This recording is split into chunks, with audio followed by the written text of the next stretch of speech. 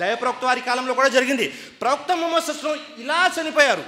మొత్తం సౌదీ అరేబియాలో ఏమైందో తెలుసా, అప్పటి వరకు మేము ఇస్లాంలో ఉన్నాము, విశ్వసించాము అని చెప్పిన వారు అనేక మంది ముర్తద్ అయిపోయారు, ఇస్లాం నుండి బయటికి వెళ్ళిపోతున్నారు ప్రవక్త వారు చనిపోగానే. ఇంకా అబూబకర్ వారు ఖలీఫా అవ్వలేదు.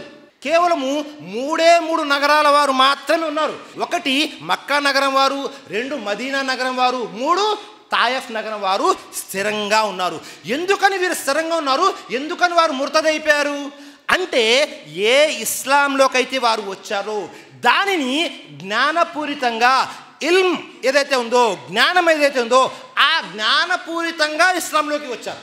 మరి మనము స్థిరంగా ఉండాలి, ఇస్తకామత్గా ఉండాలి అంటే ఏం చేయాలి? ఏదో ముస్లిం కుటుంబంలో పుట్టాము, వెళ్తున్నాము, పేరేదో ముస్లిం పేరు పెట్టారు, శుక్రవారం నమాజ్ చేస్తున్నాను, లేకపోతే రంజాన్కి బక్రీద్కి నమాజ్ చేస్తున్నాను, ఇది చెల్లవు సోదరులారా.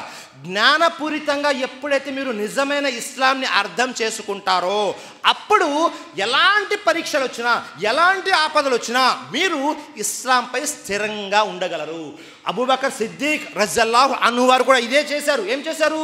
మక్కా, మదీనా మరియు తాయఫ్ నగరాల్లో ఎవరైతే సహాబాలు ఉన్నారో వారిని తీసుకొని ఎవరెవరైతే ముర్తద్ అయిపోయారో వారందరి దగ్గరికి వెళ్ళి మళ్ళీ వారికి జ్ఞానపూరితంగా ఇస్లాం లోపలికి తీసుకొచ్చారు సోదరులారా. సుబ్హానల్లాహ్. చూసారా? కాబట్టి మనము స్థిరంగా ఉండాలి అంటే, ఇస్తకామత్ని ప్రదర్శించాలి అంటే మొట్టమొదటి విషయము జ్ఞానపూరితమైనటువంటి ఇస్లాంలోకి మనం రావాలి. జ్ఞానంతో ఇస్లాంలో జీవితం గడపాలి సోదరులారా. ఒకవేళ జ్ఞానం లేదు అంటే మీరు చిన్న సమస్య వచ్చినా బయటికి వెళ్ళిపోతారు. ఇంకో విషయము, మీరు బయటికి వెళ్ళిపోయారు అన్న విషయం కూడా తెలియదు సమాజంలో చాలామందికి. మేము ముస్లింలమని అనుకుంటూ ఉంటారు కానీ ఇస్లాంలో ఉండరు. ఆ తర్వాత రెండో విషయం అదేమిటి అంటే, మనము ఖురాన్తో ఎక్కువగా సంబంధం కలిగి ఉండాలి. ఖురాన్తో పటిష్టమైన సంబంధం కలిగి ఉండాలి. ఎందుకని? ఖురాన్లో సృష్టికర్తని అల్లాహ్ తాలా తెలియజేస్తున్నాడు, వకుల్లన్ నకుస్సు అలైక మిన్ అంబాయిర్ రుసులి మా నుసబ్బితు బిహి ఫుఆదక్ వజాఅక ఫి హాజిహిల్ హక్కు వమౌఇదతుం వజిక్రా లిల్ ముమినీన్.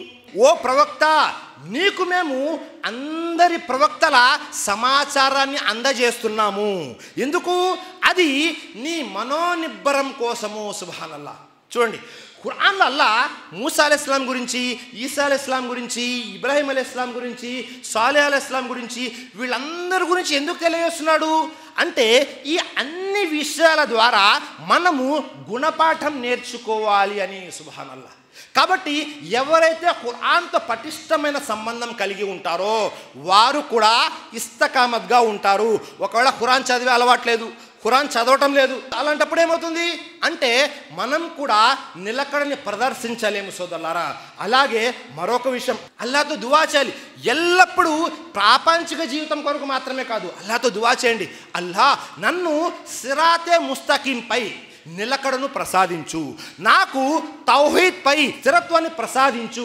అలాగే నన్ను పెద్ద పెద్ద కబీరా గుణ ఏదైతే ఉందో, షిర్క్ ఉంది, బిదాత్ ఉంది, కుఫర్ ఉంది, ఇలాంటి అన్ని విషయాల నుండి దూరంగా ఉంచు అని మనం అల్లాహ్తో దువా కూడా చేయాలి సోదరులారా. సృష్టికర్త అయిన అల్లాహ్ మంచి దువా నేర్పించాడు. సూరే ఆల్ ఇమ్రాన్ 3వ అధ్యాయం 8వ వాక్యంలో, రబ్బనా లా తుజిగ్ కులూబనా బఅద ఇజ్ హదైతనా వహబ్ లనా మిన్ లదున్క రహ్మా ఇన్నక అంతల్ వహ్హాబ్.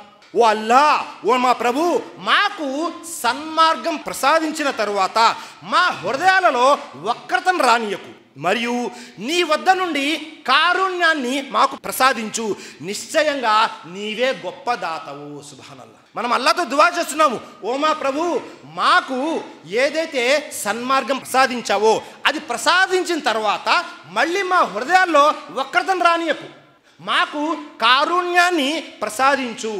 సుబ్హానల్లాహ్. ఎంత మంచి దువా చూడండి. దైవప్రవక్త ముహమ్మద్ సల్లల్లాహు అలైహి వసల్లం కూడా ఎల్లప్పుడూ ఒక దువా చేసేవారు. తిర్మిజీ షరీఫ్ యొక్క హదీస్, అనస్ రజల్లాహు అన్హు తెలియజేస్తున్నారు, యా ముకల్లిబల్ ఖులూబ్ సబ్బిత్ కల్బి అలా దీనిక్. ఓ హృదయాలను మార్చేవాడా, నా హృదయాన్ని నీ ధర్మంపై స్థిరంగా ఉంచు. సుబ్హానల్లాహ్. మనం ఎప్పుడైనా ఈ దువాలను చేస్తూ ఉన్నామా?